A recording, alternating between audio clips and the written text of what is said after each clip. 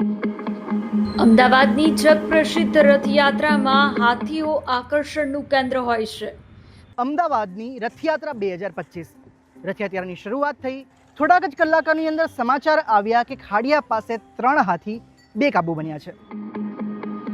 પરંતુ સુરક્ષાને ધ્યાનમાં રાખીને આ વર્ષે વહીવટી તંત્રે ખાસ તકેદારી રાખવાનો નિર્ણય કર્યો છે.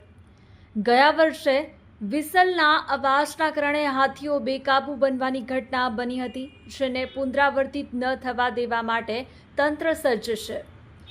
આ વર્ષે રથયાત્રામાં સામેલ થનારા તમામ હાથીઓનું સઘન મેડિકલ ચેકઅપ કરવામાં આવ્યું છે. વેટરનરી ઓફિસરોની ટીમ હાથીઓના બ્લડ ટેસ્ટ, હોર્મોનલ લેવલ અને શારીરિક સ્વાસ્થ્યનું ખાસ પરીક્ષણ કરી રહી છે. સૌથી મહત્વનો નિર્ણય એ લેવાયો છે કે હવે રથયાત્રામાં પહેલા હાથીઓ પસાર થશે અને ત્યારબાદ જ ડીજે કે અન્ય વાદ્યો વગાડવાની પરવાનગી અપાશે. કટોકટીના સમય માટે ડાર્ટ ગન અને દવાઓ પણ સજ્જ રાખવામાં આવી છે, જેથી ભક્તો અને હાથીઓ બંનેની સુરક્ષા જળવાઈ રહે.